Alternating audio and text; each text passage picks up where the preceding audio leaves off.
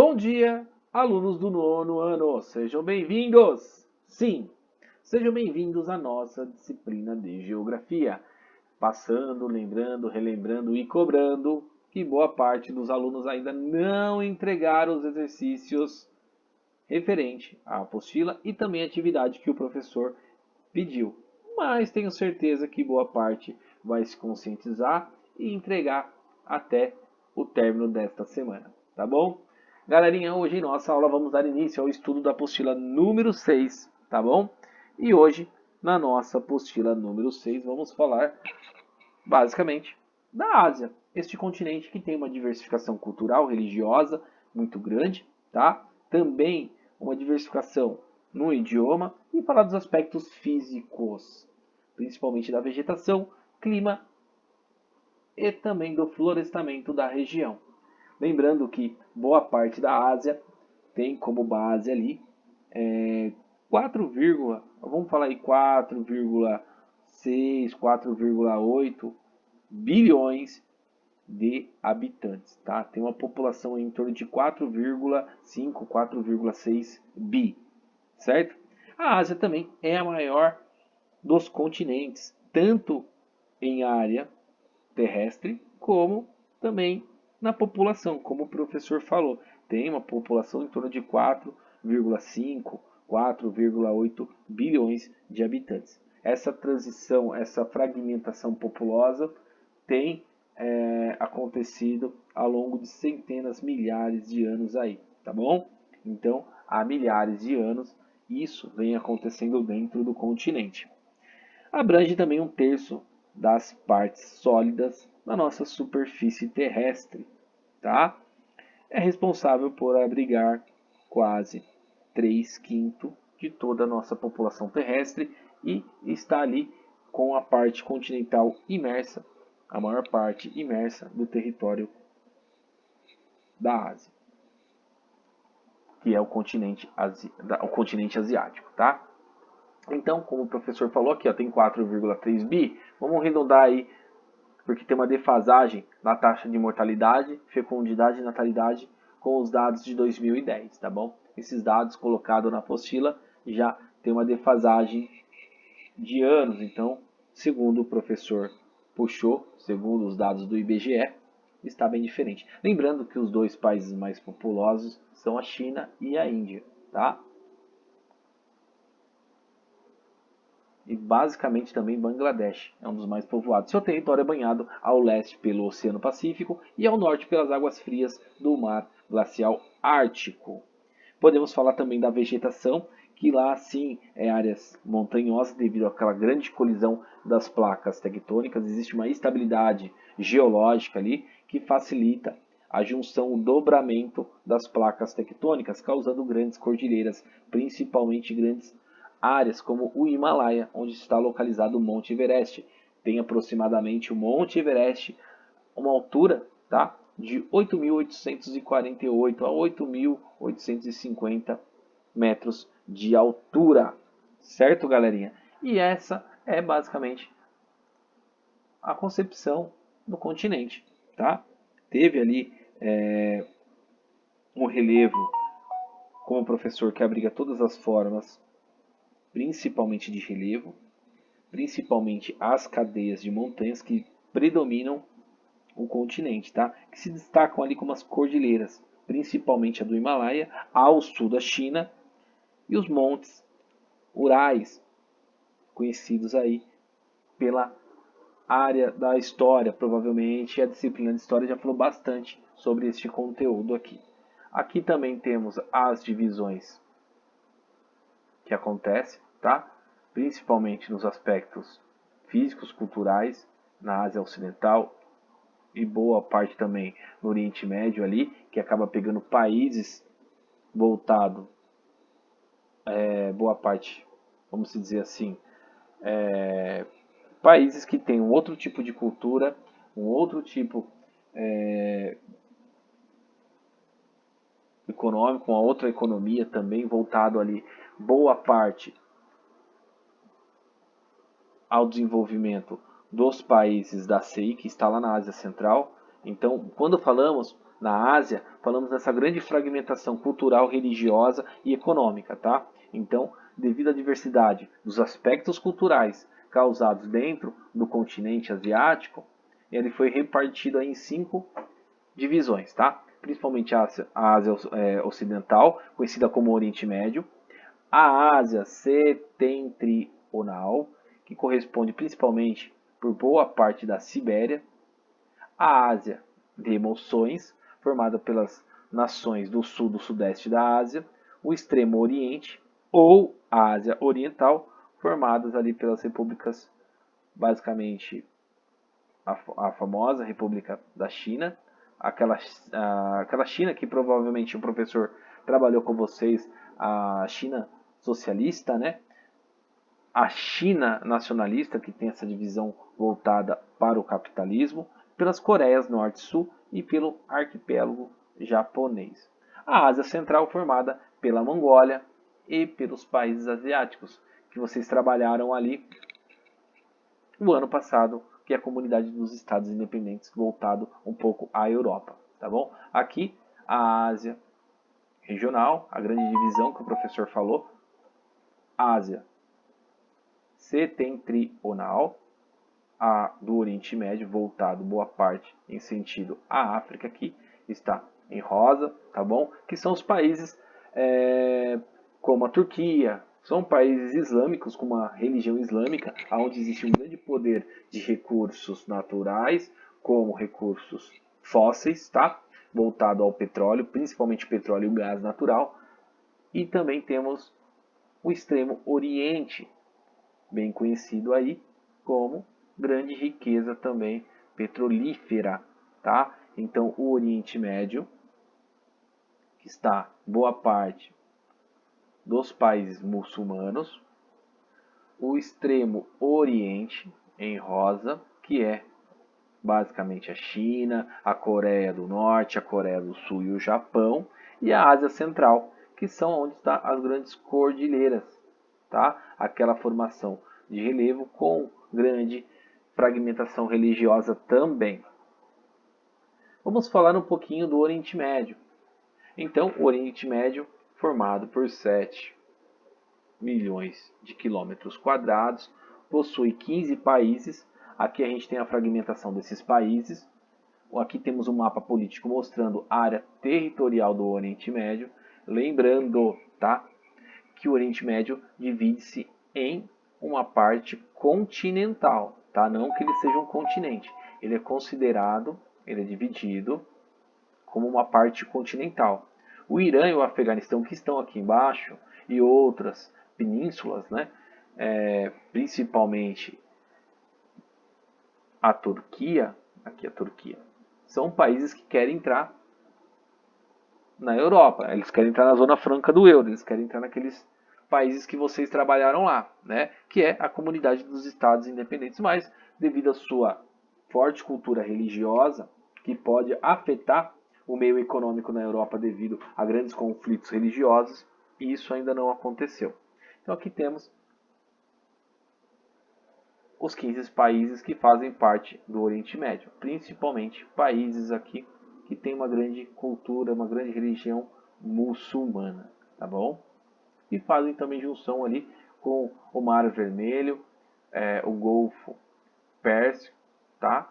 Também tem essa grande fragmentação, grandes mares de águas salinas, né? Grandes formações, igual o Mar Cáspio, o Mar Mediterrâneo, que não são rios, tá? São mares que têm grande salinidade, porque a sua formação rochosa, que aconteceu há milhões de anos, foi se moldando, criando grandes reservatórios, grandes mares fechados, sem contato com as águas oceânicas, mas são águas salinas, onde existe uma grande concentração de sódio, tá bom? Então não são águas continentais. Lembrando que boa parte do Oriente Médio não existe grandes afluentes, tá? Não existe grandes bacias hidrográficas que alimentam essa região.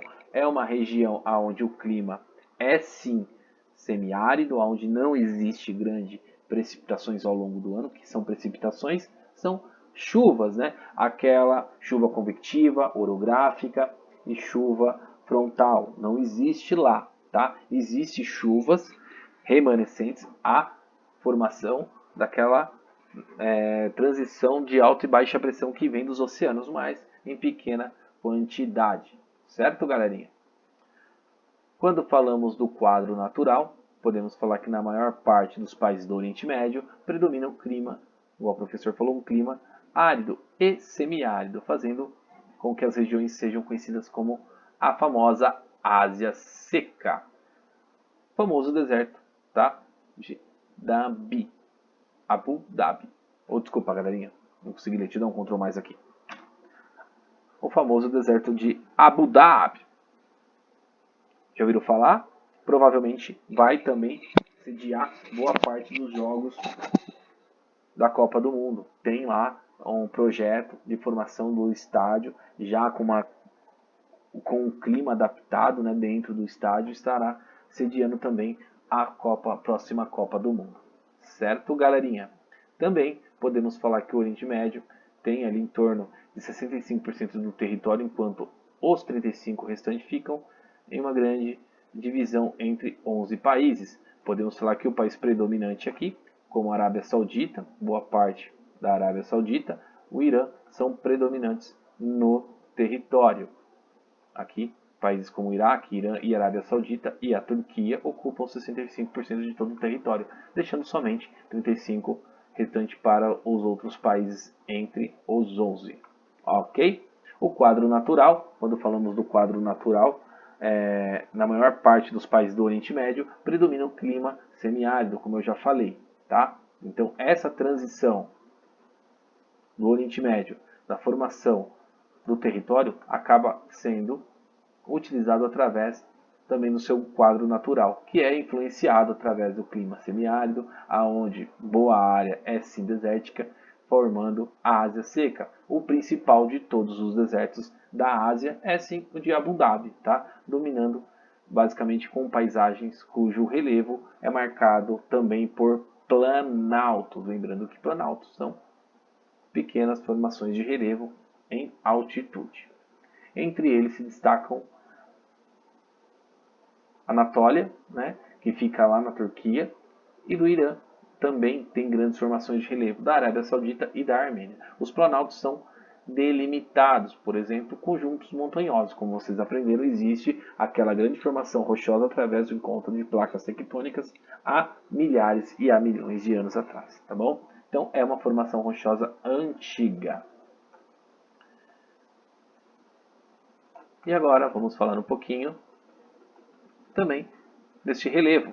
Aqui temos o mapa do nosso relevo em altitude, tá bom? Aqui temos em vermelho poucas áreas. Vocês podem observar que é o encontro de duas placas tectônicas, tá bom? Principalmente do Pacífico Sul e também da Ásia ali, a placa asiática, que se colidiu formando grandes cordilheiras. Aqui vocês podem observar os pontos mais altos.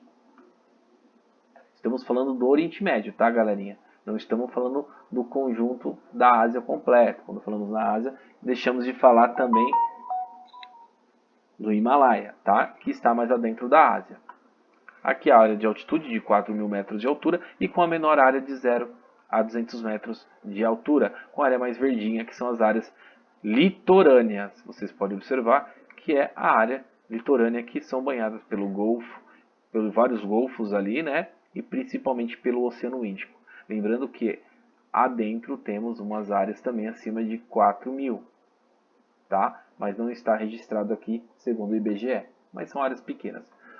Agora, já o clima seco, igual o professor falou, principalmente na faixa litorânea, pela umidade provinda do mar do Mediterrâneo, fazendo com que as porções costeiras do Israel, Turquia e Líbano e Síria, conhecidos como Oriente, tá? Então por isso que leva esse nome através das grandes correntes vindas do Mediterrâneo. Essas correntes de ar são de alta e baixa pressão. O clima do Oriente Médio, para finalizar um dos nossos aspectos físicos de hoje. O Oriente Médio, galerinha, tem um clima bem diversificado, tá? Vocês podem observar na leitura do mapa aquele clima temperado, o semiárido, o árido e o Mediterrâneo. Então temos aqui essa grande fragmentação dentro do Oriente Médio. Podemos observar que o árido, que é o mais seco e o mais quente, está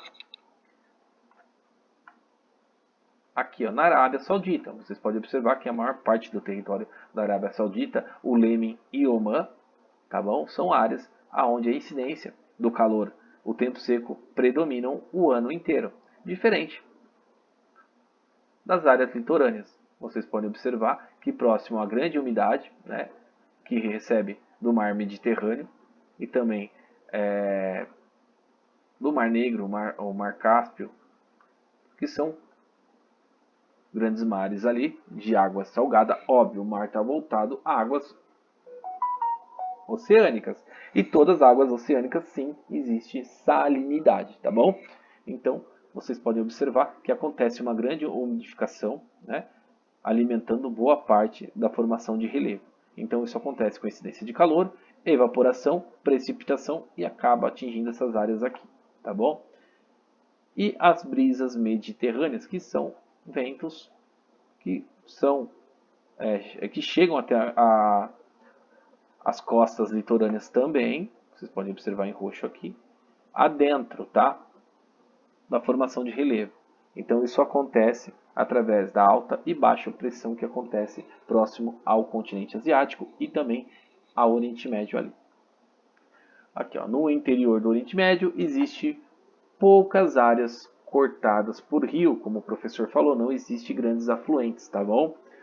O que faz com que a disponibilidade de água doce potável seja bem escassa, agravando as tensões na região pelos controle de fontes hídricas. Neste quadro merece destaque o Rio Jordão, na fronteira entre Israel e a Jordânia, onde existe na verdade aconteceu e acontece uma grande guerra pelas grandes montanhas rochosas de formação de relevo, onde estão essas nascentes, tá, galerinha? Entre Israel e a Jordânia, principalmente o rio Tigre, que acontece essa grande guerra pelo domínio daquela área, tá bom? O Eufrates, bem conhecido também, que nascem na Turquia e se desembocam, na verdade, que é a finalidade da sua formação hidrográfica, no Golfo Pérsico, tá? Através do canal Shatt al-Arab. Suas águas cortam principalmente o território de Israel, estabelecendo-se pela planície da Mesopotâmia, conhecida como crescente fértil, tá bom? Então existe uma crescente fértil, este nome dado, porque existe grande ramificação desses afluentes que vão chegando até essa área, tá bom? As planícies da Ásia Ocidental estão restritas às áreas litorâneas, então não existe grandes áreas voltadas aos litorais, tá bom? Então toda a sua formação de relevo está compactada em cima de uma placa tectônica que não dá acesso às águas oceânicas. Então, onde não existe águas oceânicas, não existe grandes ramificações de rios e lagos que vão escoar em sentido aos oceanos, tá bom? Então sua formação de relevo não precipita na região, não favorece a grandes florestamentos, né, a grandes biomas e acaba retendo boa parte das chuvas que acontecem no seu solo arenoso, certo, galerinha? Aqui temos uma imagem do Rio Jordão, na fronteira entre a Jordânia e Israel, e na depressão do Mar Morto, tá bom? Então, isso aqui é um rio, cara. É um rio, é a foto de um rio no Oriente Médio.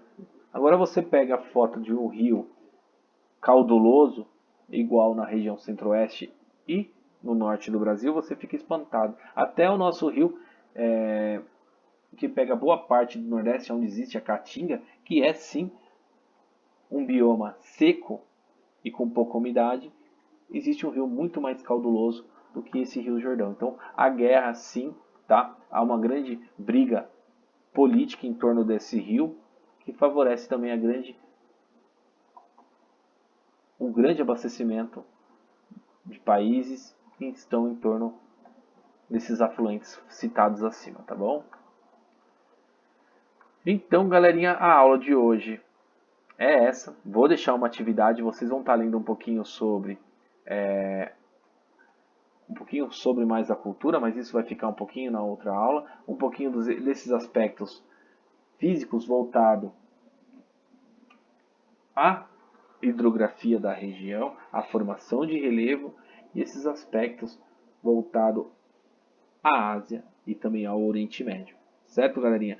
A atividade que está disponibilizada está aqui na apostila, estarei disponibilizando, que é essa aqui. Ó.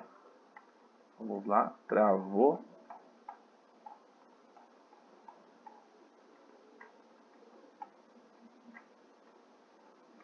Espera um pouquinho que a gente chega lá.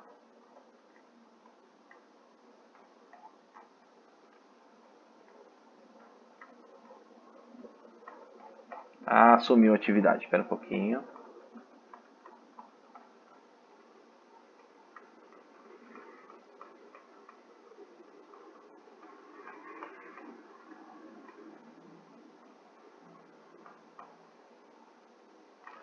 Ah, galerinha, deram sorte, hein? Eu jurava que eu tinha separado aqui. Mas sem problemas, sem problemas.